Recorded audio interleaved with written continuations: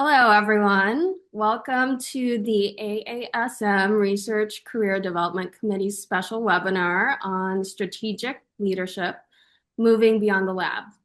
During this session, three esteemed leaders of the sleep research community will share their insights from experience on timing, readiness, and the challenges of moving beyond the lab into leadership roles.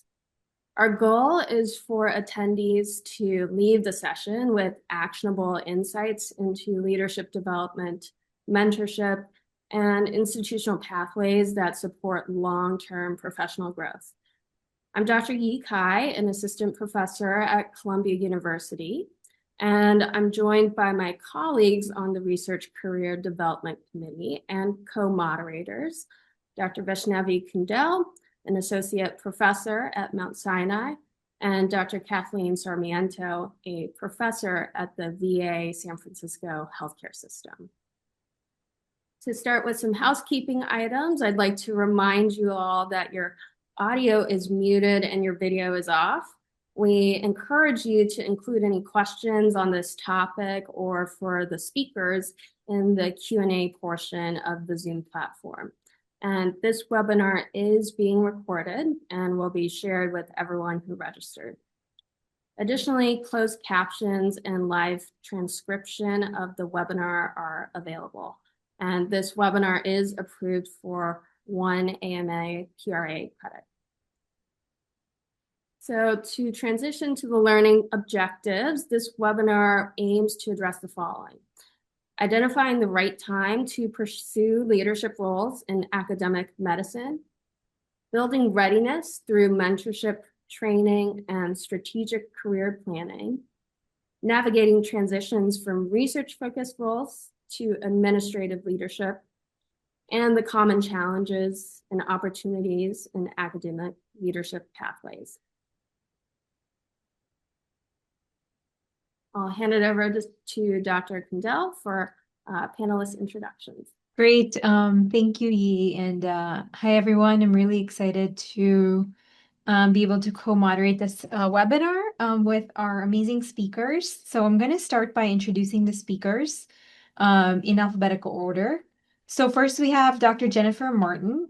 She's professor and director of the Benjamin Leon Jr. Family Center for Aging Research at FIU and director of the Miami's VA's Geriatric Research Center. Her NIH and VA-funded research focuses on sleep health in older adults, women, and veterans. And as a past AASM president, she's a national leader in sleep medicine and recipient of the VA Health System Impact Award.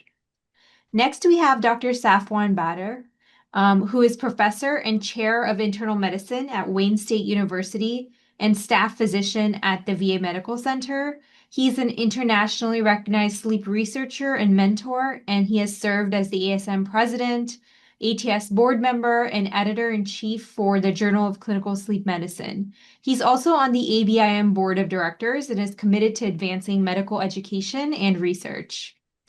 And last but not least, we have Dr. Sairam Parthasarthi. He is professor and chief of pulmonary allergy, critical care, and sleep medicine at the University of Arizona and founding director of its Sleep Research Center.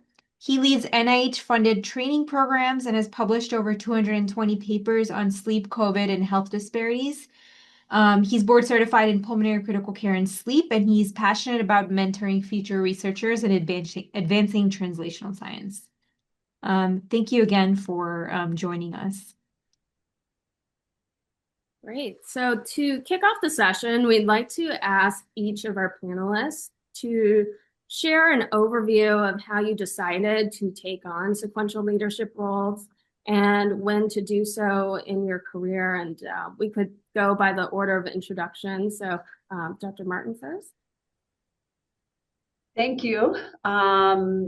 First, let me say it's great to see so many people join this webinar and talk about how to grow what I think is a really fun part of our academic careers.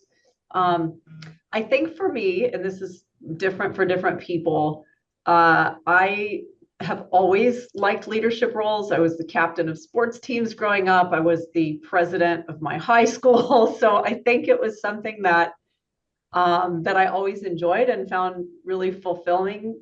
So when I started my academic training, I volunteered really early to get involved with committees and leadership positions. I think probably in our world, the first one was that I was the trainee representative to the board of directors for the Sleep Research Society. And this was when I was still in graduate school in the 90s. So that also, I think, got me into a community and a network in the sleep field. And I went on to take on other leadership roles after that. I was on the SRS board of directors. Later, I came onto the AASM board. I was the president of the AASM Foundation for 3 years, and also was the president of the Academy a few years ago. So it felt for me like a very natural trajectory. I think, one thing I would say is that that's not true for everyone. And you kind of have to know that about yourself as you think about what leadership roles you might want to take on. You have to reflect on your comfort with being, out in front and very visible. Some people, I think, like leadership roles that are a little more behind the scenes. So I think I would say that. And in addition, this parallel growth in my academic life too. So now I'm in a new role in a new place. I just moved a couple months ago, so adjusting to that. But I think that the organizational leadership positions that I had actually really have helped me grow as a leader in my academic institution too. Beautiful. Dr. Batter? Thank you. And yes, it's actually great to see all of everyone here. The first question is defining terminology. When we say leadership, what do we mean by leadership? And a leader is somebody who others will follow because they're actually helping them and advancing them. So when we talk about this, there are multiple domains. Are we talking about an administrative position? Are we talking about leadership and visibility? And we have many leaders in sleep medicine who've never held an administrative title. Or are we talking about leadership within organizations? All of those are different. So in my case, they were kind of all overlapped. And my first exposure to leadership was actually when I was in Madison, Wisconsin. They asked me to lead the sleep research laboratory that did the Wisconsin sleep cohort study. And in that, I got my first taste of actually hiring and firing, quality control, mentoring junior folks. And I started to enjoy the energy multiplier that comes with this, because then you see that instead of doing one thing at a time, you're actually helping multiple other people. And seeing that outcome was actually the kind of the pivotal moment. My next thing was when I moved to Detroit, my chief 2 years later decided it's too cold and he moved back to Colorado. And he gave my name to the chair to be the chief. So that one actually just came to me, and I've already tasted it in some other aspects. So I said yes. And I found, and this is really the important thing, that now you realize that you can actually serve many, many people. You can serve careers. And that's really a key word in leadership, is not to be a boss. It's actually to serve. And then obviously the rest is history, as they say. Hi, thanks for having me. I'm learning about various, career paths in terms of leadership roles, but I did need to mention that sometimes you seek out these leadership positions, but sometimes these leadership positions seek you out. So when I just became a junior first-year faculty member, I was asked to be the director for the respiratory therapy outfit in the hospital, and be the medical director for the pulmonary function lab. And then it was a learning experience. And when you're offered those smaller, leadership roles, there's no big or small. It's just the fact that you're able to develop that skill set, that toolbox that will allow you to be able to work with people. So I really did not go out there and seek a leadership role when I started in the leadership role, but then I realized there's the other side of the coin. So if you're interested in being a system level person, where you're not thinking about me, I, but you're saying, okay, we need a system that needs to work well. How can I contribute in a manner that sits well with the community of the people that I'm working with? When you look at that, you start seeing the forest and not the trees. And that means you're in that mature stage for you to step up, to take that next role, which also means that you have to sacrifice time because you're doing something for the better good of all of the people rather than for yourself and your visibility. And I would say that don't do it for the prestige. Don't do it for the ego. Do it because you want to make an impact. So the times when I've sought out leadership roles, I felt that I don't want to be sitting in a peanut gallery throwing peanuts, from there, but I want to actually play a role in actually making things better, not just for myself, but for all of my colleagues. And so that is how you get sucked into that pathway. And then depending upon, how you do, you go on and you kind of start climbing that ladder. But there are times when you feel like you are stuck in some place and you feel like you could do something bigger and more impactful at a higher level that raises all boats.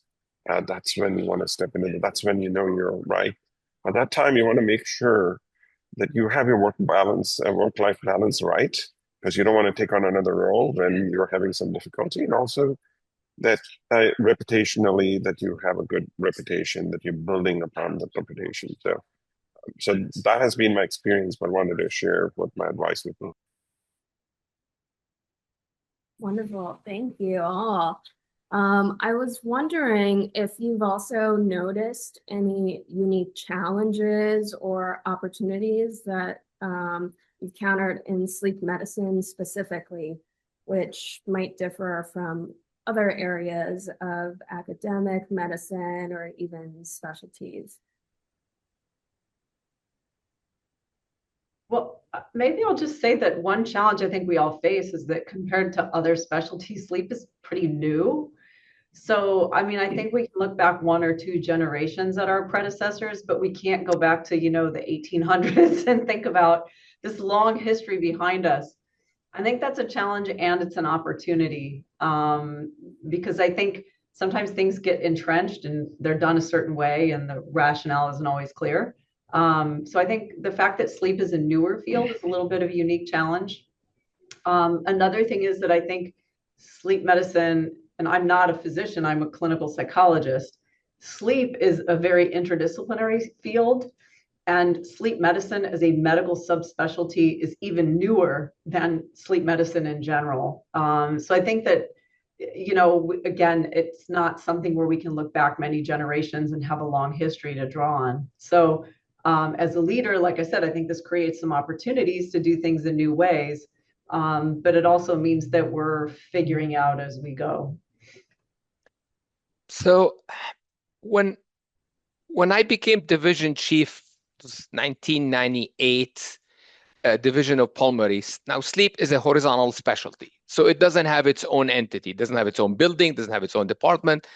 I think I was and I don't remember that there was any other division chief who was a sleep person, because the division chiefs in pulmonary were either the molecular biologists who gets excited about some enzyme inside the mitochondria with 5-RO1s, or somebody who's a hospital person who runs the ICU. These were that was the prototype. So who is this guy in sleep? I think now we have more division chiefs who are in sleep. The other issue is that because sleep sits in different areas, it's like ripe for conflict. If you're in an area where, okay, it's controlled by the neurologist. Now you're the division chief of pulmonary. Now it's going to test your political skills. And then you have to think about it in terms of recruitment. You have to be conscious, like, okay, am I going to recruit everybody who does sleep? How am I going to try to connect it? On the other hand, every challenge is an opportunity. I try to create situations where across disciplines. So I started looking for opportunities with psychiatry and neurology. So I think there was some uniqueness. I think this may no longer be the case, at least less than it was years ago. Yeah, I mean, I agree with everything that both Jennifer and Saf said. What I would like to add is that it also, with regards to what's unique about sleep, besides the interdisciplinary nature that Jennifer talked about, and the fact that people come from different philosophies and you need to keep the peace, and it's more of a challenge.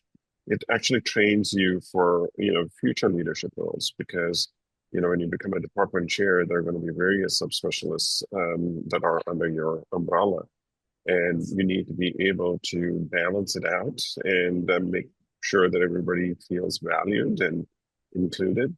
And it's a balancing act. And you kind of, in some ways, start that pretty early in sleep, because it's more interdisciplinary than any other subspecialty, so to speak. And so that's one. Two is it also dovetails to the previous question as to why you want to take leadership roles.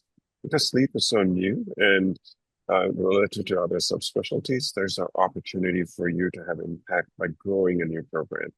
And so to me, that was the challenge, right? You can actually, a field of pulmonary critical care or cardiology, is well established. But then when you come up with the sleep, it can sit anywhere. It can sit in neurology or psychiatry, as Safran said, but it can also sit in medicine. But you need to bring them all under an umbrella. Um, and so at our center, we are actually talking to people who are in social work, people who are in um, space exploration. There's opportunities for how you can connect sleep to pretty much everything under the sun. And that gives you an opportunity to build something that hasn't been built before. And that is actually a draw that should draw you to that leadership role, because you can't allow the usual pathways in the train to go to the next station. You need to put down those rails, and you need to create that environment and those pathways to get sleep to where it needs to go, or where you think it should be. And that requires vision, that requires articulating your vision, that involves you inspiring people from all different walks of life to actually work hand in glove with you or row in the same direction, so you can build something bigger and greater, regardless of where they come from and what their background philosophies or biases are.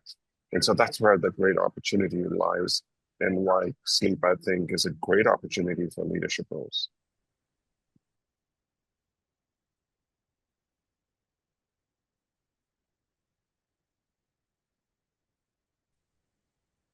Great.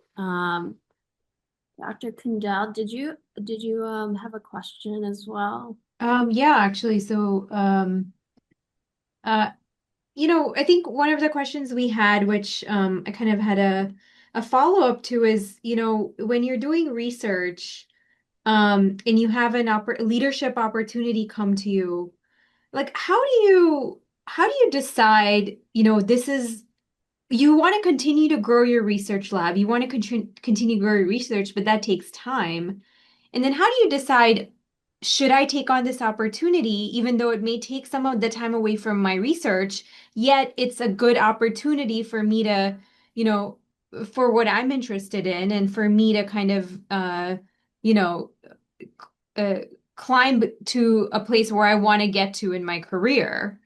Um, and, like, when you've kind of come across that type of a crossroad in your research career, how did you decide, like, I'm going to take this on, and I know this is going to take some time away from my research, but I think this will be a good opportunity for me. So I think that's a lot of the times we struggle with that, and I've also struggled with that.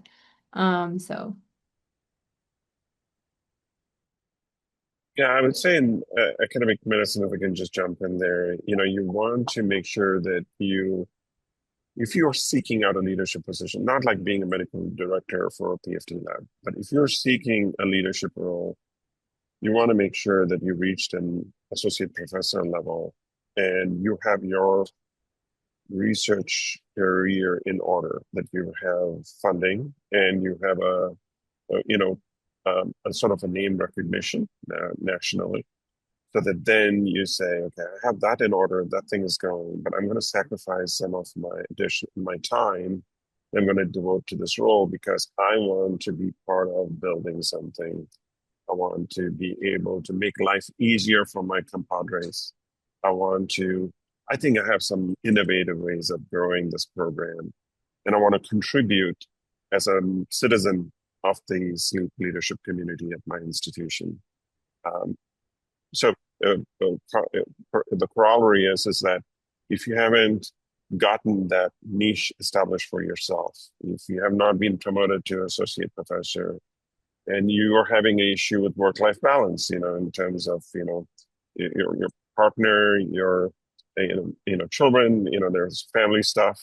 If those things are a little bit, strenuous, then maybe that's not the right time. And so I would say that, one could argue that the work-life balance is always a never-ending thing. But by becoming a leader, I think you learn more about the process. Initially, when I took on a leadership role, I lost a lot of time, and I felt that I lost a lot of my personal time for me to be able to advance and go write that next paper or write that next grant. But looking back, and even back then, being able to look back over a year to year, I realized that I had learned more, which I would never, ever have learned if I did not volunteer for that leadership position. So overall, it makes you better. And I just wanted to share that I'm actually on a day-long leadership training course here at my institution. So it's lifelong learning. So I just took an hour away to attend this. And so if I give you something very amazingly nice advice, it's because I'm just learning it and passing it on. I think that directly answers the question in the chat about anyone in the panel taking a leadership course or series of seminars. And if so, are there any that you might recommend?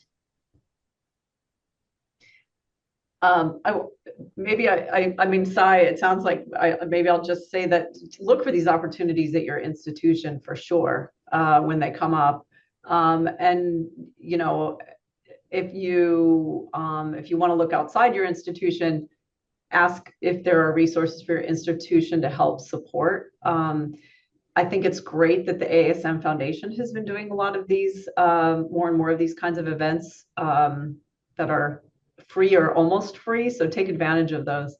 I wanted to comment that I suppose I conceptualized the same issue that Sai was talking about in a slightly different way. I've decided that work-life balance is impossible, and the best advice that I feel like I've gotten is to blur the lines, like make work fun and take your work with you. And I just have never figured it out. I think over time, maybe I've just become more at peace with it. But the truth is, when you're a scientist, your work is never finished. You may put it aside for a while, but it's never done. And when you're a parent or in a relationship, that is never over either. But one way that I like to conceptualize it, I learned when I did a leadership development course at the School of Business at UCLA, is that be realistic about what you can commit to. So for whatever reason, if you are not able to travel, do not commit to a leadership position that requires travel. That could be because of your family life. It could be because of your own health issues. It could be for a variety of reasons, but don't make commitments that you can't fulfill. Because I think in terms of growing a leadership path, the way you get the next thing is by succeeding at what you volunteer to do first.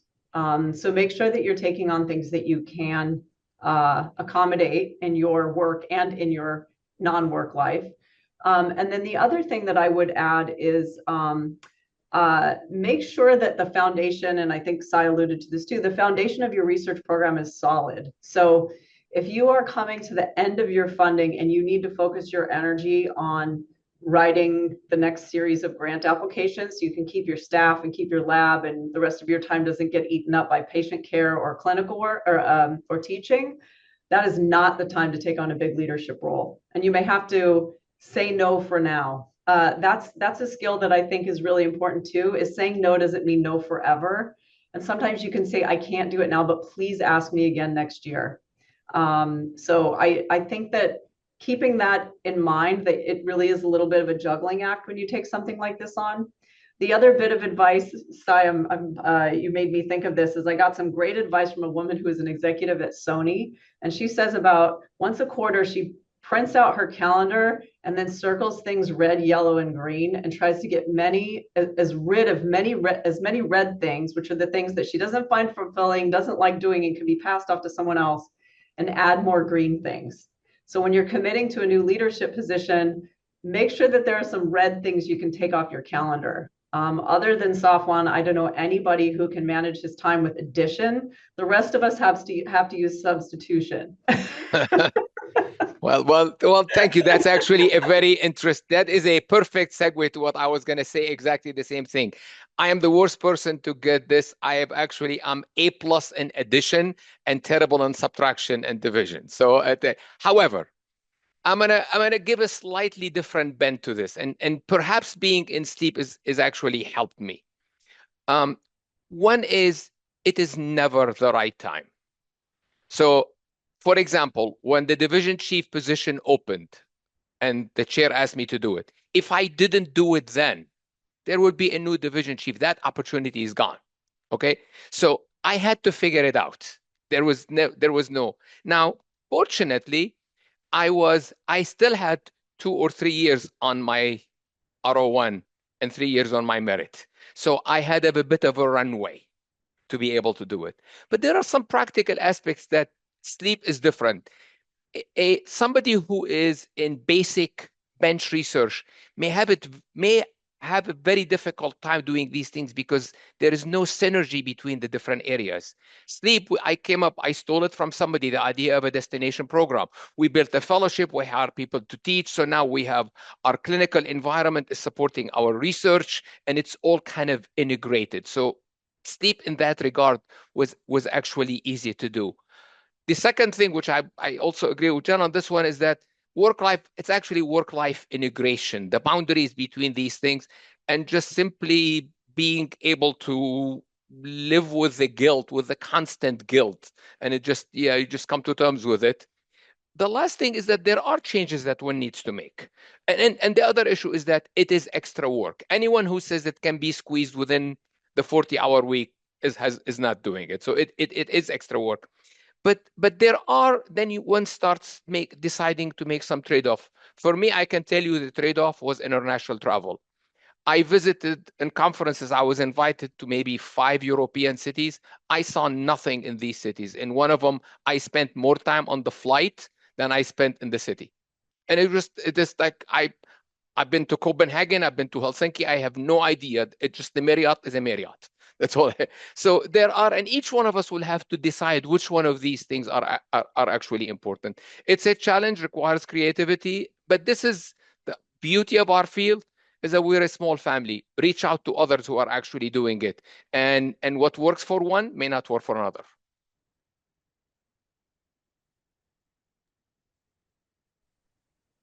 There was another question in the chat about, and I figured I'd put a plug in for this, but there was less a question and more for guidance, which I do think is appropriate for this webinar. And it is a physician planning to pursue a postdoctoral research fellowship and looking for advice on reaching out to more senior, well-established mentors compared to more junior investigators with closely aligned research interests. And maybe the three of you could make a brief comment, but I'm also putting a plug in for considering joining AASM's mentor program. You can have more than one mentor that serve different purposes in your career, as well as multiple sponsors. So it is a way to grow your network, and you can look at profiles there to try to find a match. But do any of you have comments or advice? I mean, it's and not or. You really need both. You need content mentors and you need career mentors. Sometimes it's the same person, but oftentimes it's not. I saw Safwan nod. I don't know if Sai wants to add anything, but I think the other thing is it's a personality fit. It's a relationship. So, you may have one person where you feel like your work styles align and things like that, and their career stage may not be the most important factor in terms of identifying a primary mentor. Yeah, I think you're touching upon the person who asks the question is touching upon an important factor, in terms of choosing mentors. Your mentor should be I'm not saying a generation, but there should be at least a 10-year gap between your mentor and you, and the more the better. But I'm talking about a minimum. When you have a more junior mentor, and if they don't feel well established or they feel threatened, that can be an issue. So you always need a sounding board of someone who's been there, done that. They are interested honestly and truly in your success. They're not expecting anything in return. And that requires a gap, a significant gap. And this is not my opinion. There are many doyens in the field of science, not in sleep medicine alone, who have actually commented on that. And so there are, books on sort of mentoring and not just in academia, but in any life, is you need that healthy gap. And so you're touching upon an important point, and an opportunity, of course, is the Young Investigator Research Forum, where you will meet with mentors. It's available once a year. There's also training grants and programs out there for transitioning postdocs and junior faculty. And we have such a grant here. It's called an R25 grant. It's not a T32 postdoctoral program, but it's for transitioning postdocs and junior faculty who are assistant professor level. So there are mechanisms available. And besides that, the Young Investigator Research Forum, where you would be talking agnostically to people who've been in the field at least for 20 years and who can give you unvarnished advice, and you create that connection and use them as a sounding board. I still have people that serve as my sounding boards, and because I do run things by them before I make an important decision that has the luxury of time before I can make that decision. So I would encourage you to look at the Young Investigator Research Forum, look at our R25 programs, as well as at national meetings, you can literally email someone who you admire, who's got that more than 10-year gap, who you consider as a senior investigator, say, hey, can I meet you out for a cup of coffee so that I can talk to you and run some things by you? And that is, people will be more than happy to actually have a cup of coffee with you during the annual meeting. Well, at my age, this 10-year gap is not an issue at all. I mean, I'll be lucky to have somebody who's only 10 years younger than me who I'm mentoring. So this is easy. There are three types of mentors. There is a subject matter mentor, okay? They do a methodology, and this is when we talk about case and things. They have a certain area they mentor. For me, when I was in Wisconsin, there were people who were the statistics, the epidemiology. They were not my direct mentors and kind of everything. There's also career mentor, and it's kind of looking over the horizon. And they may or may not always see what you see and what interests you. My mentor was unhappy when I accepted to be the chair of the second-year pathophysiology course. In his view, that was a waste of my time and taking me away from my research. I did it anyway because I'm too stubborn. And then you have a life mentor. And right now, I'm playing that role with different people, and some of them aren't in my institution. We don't do the same research. In one of those, we schedule a monthly or bi-monthly Zoom call for a half hour to an hour, and it is somewhere between career trajectory and life and how to put all of these together. And again, the real mentor is somebody who believes that this is a paying it forward. They should, and that is really the career to life. It's paying it forward. There are people to whom I owe my career. They took out of their precious limited time to help me, and it is my responsibility now to do it for others, and that's how the journey continues.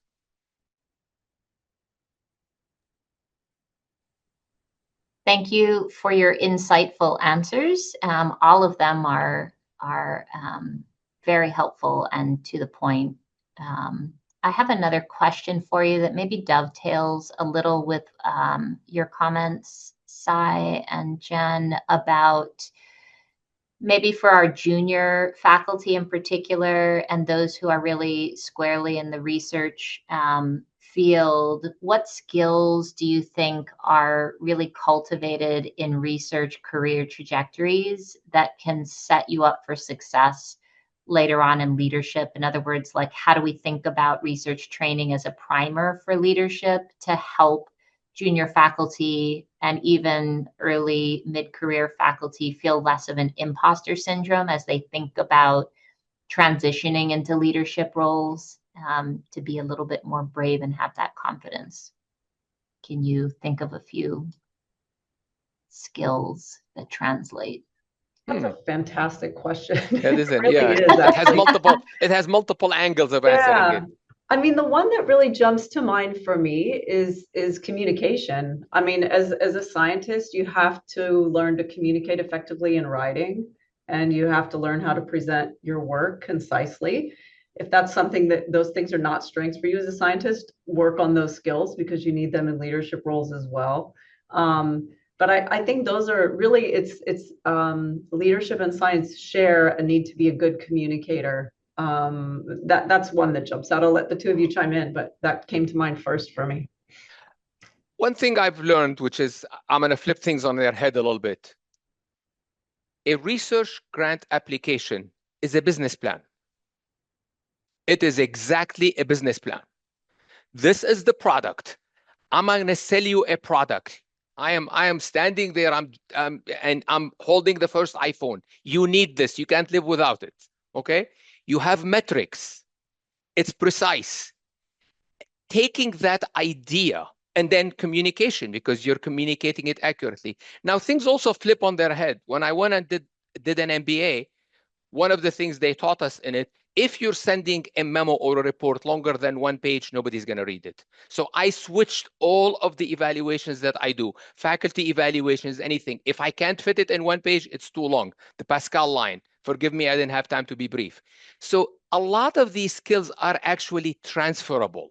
We just need to step away from the limited scope and just fly up a little bit and say, can we translate these? Because otherwise, if you apply simple addition without leverage, there aren't enough hours in the day.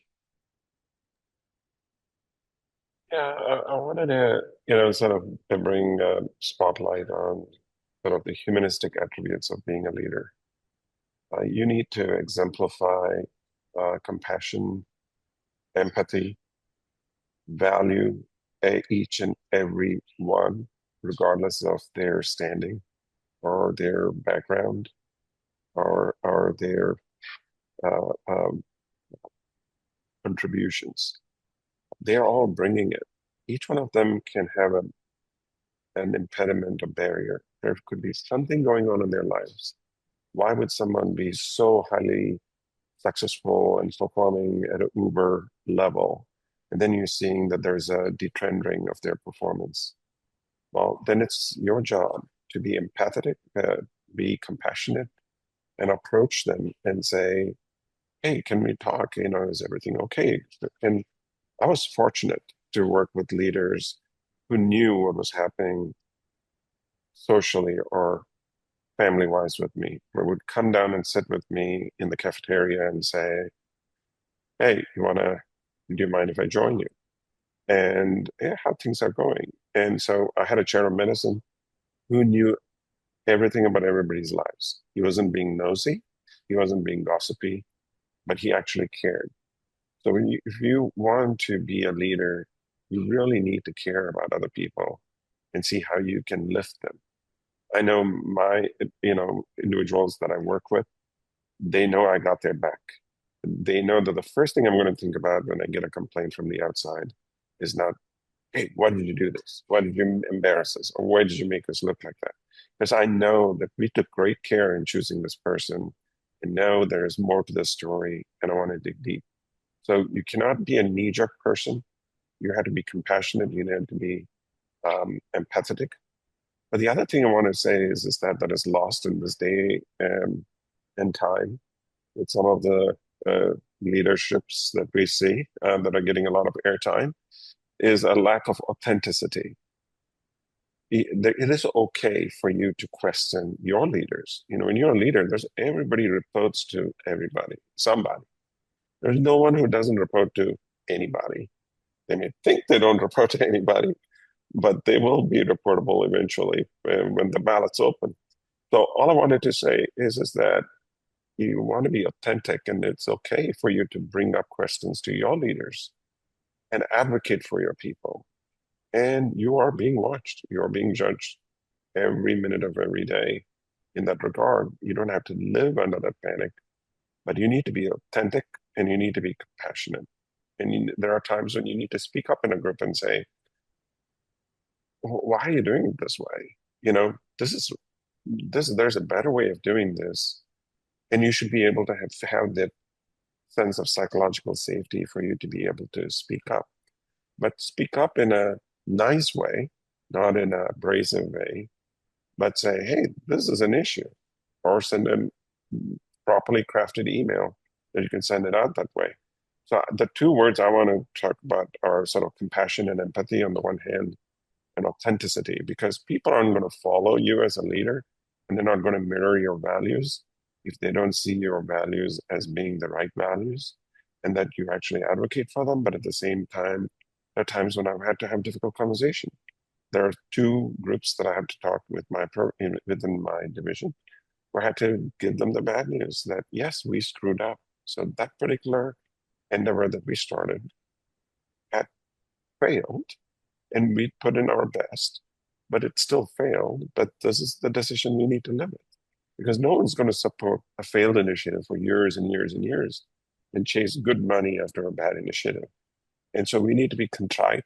And for that, it requires authenticity, and you want to lead with authenticity. Super helpful. And thank you all again for counting this as a green event on your calendars and not subtracting it. I just wanted to shift more towards if someone has committed to a new leadership role. They heard the session, they thought they were ready, they have enough time to commit to a new leadership position. What other actionable steps should they take to make sure they are set up for success in a new role or a new domain that they haven't perhaps had experience in? Find someone to mentor you as a new leader. I think that was, and if possible, in very specific ways. So a great example from my own life is that when I became AASM president, Safwan was on speed dial because he had been president, I forgot how many years, 8 years before, maybe something like that. Yes. And had a lot of good historical knowledge and could help me solve really specific issues that I was facing in that role. So if you can find somebody who's been in the position before, I think finding a mentor for that role could be really helpful. And I think, when you take on something new, consider yourself learning at first, ask a lot of questions. In an organization like the AASM, I would say get to know the staff people that you're going to work with. They have a lot of historical knowledge that can be helpful for you to understand. So while I think sometimes we're very tempted to take actions quickly, and sometimes you have to, but if you have the ability to spend a little bit of time learning about your role in the organization will you be serving, that will pay dividends going forward.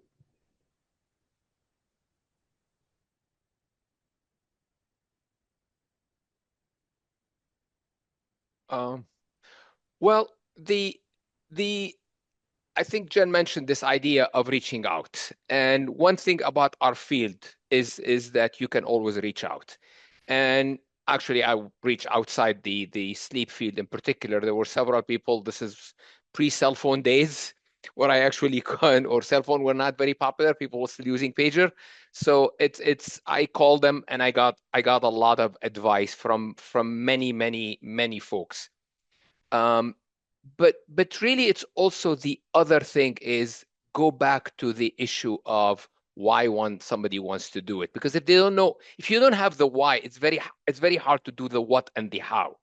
And one line I learned from one of my mentors, and it was actually after an argument, was, you know what the ultimate sin?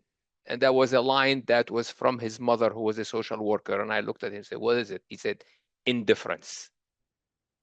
So, and the idea of actually giving a damn is actually critical for these things. And this way you can start finding how are your alliances, who are your allies, who can help you. And for this, you need perhaps to take courses. I think for division chiefs, at least I know AIM has courses all the time. Harvard has courses, multiple courses exist. And at some point you may decide that you need to get advanced degree. I end up having to go for an MBA. And it was, I thought was very helpful at the time when I did it. Again, all of this, your life, you have to somehow fit it in your life.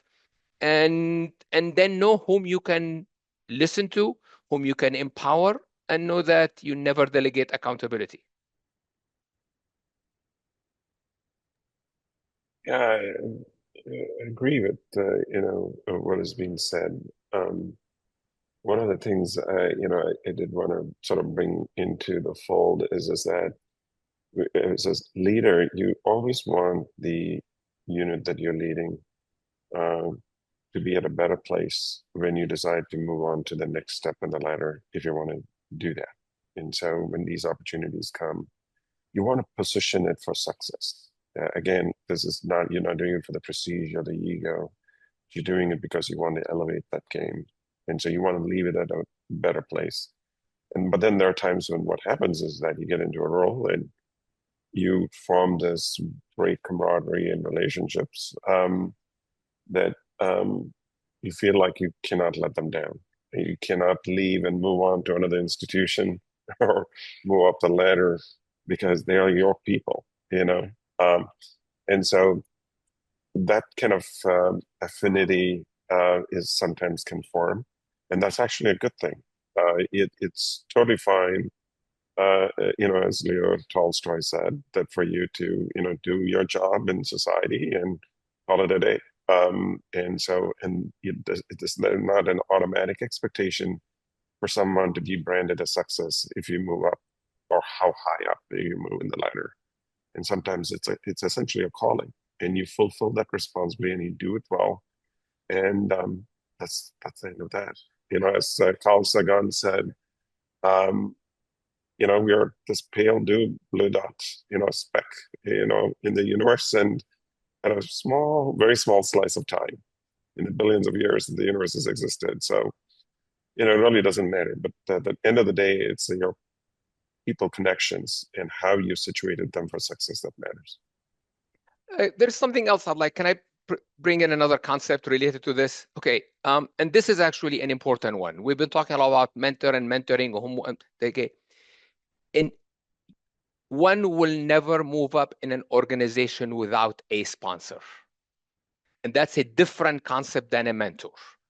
And a definition of a sponsor, and if you Google it and go on YouTube, there's a whole bunch of seminars on it and lectures on it, is the idea is somebody who mentions your name in a room where you're not present.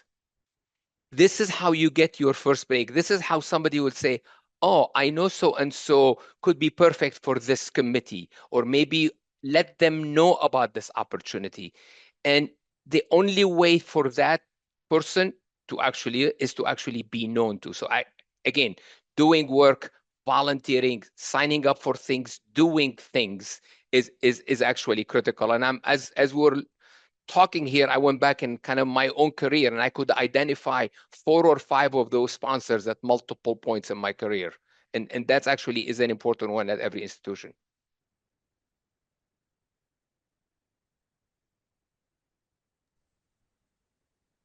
Along those lines, do you wind up having these relationships with sponsors evolve organically, or do you actually go to someone and say, could you sponsor me for this? No, this is organic.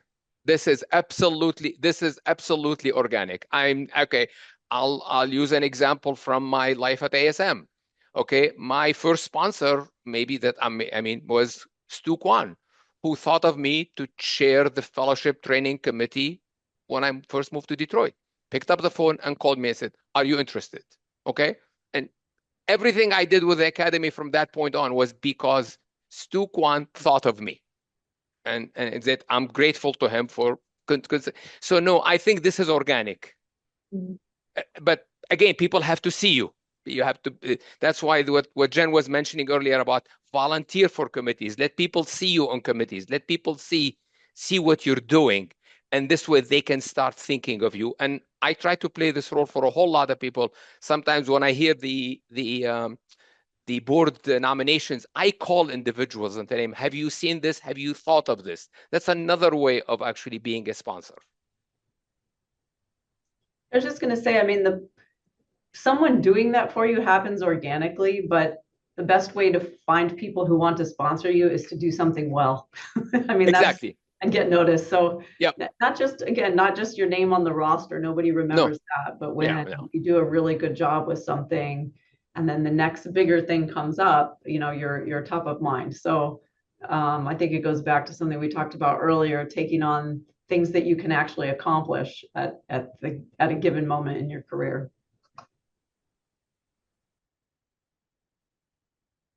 Yeah, 1/3 of, I mean, if people on committees actually don't do any work, so this will not to be good to sponsor them. Yeah, no, being at the right team at the right place, the right time matters.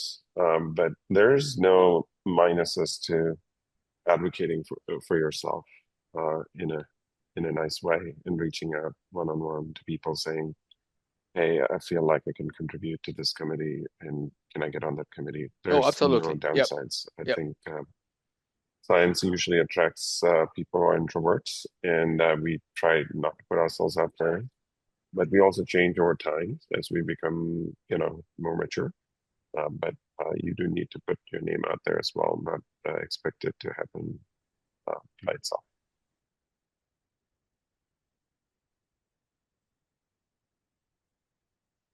Okay, so I think we have maybe 5 more minutes for a very quick response from each of you.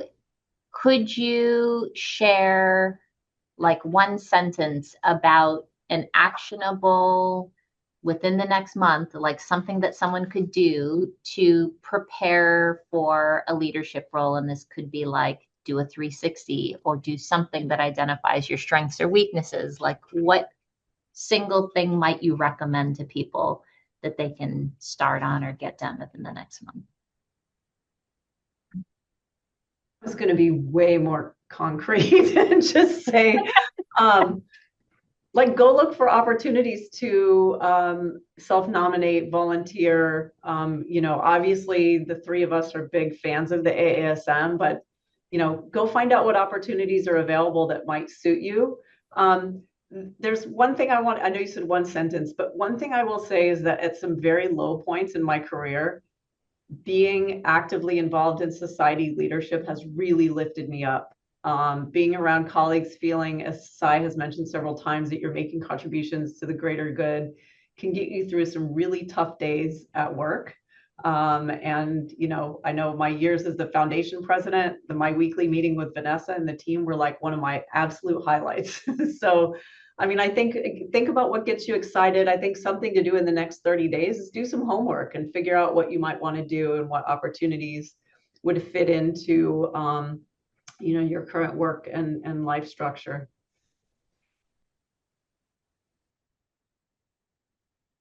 Okay. Probably the number one is do spring cleaning of your calendar. What doesn't serve you, every one of us gets asked to sit, and this happens with junior faculty all the time.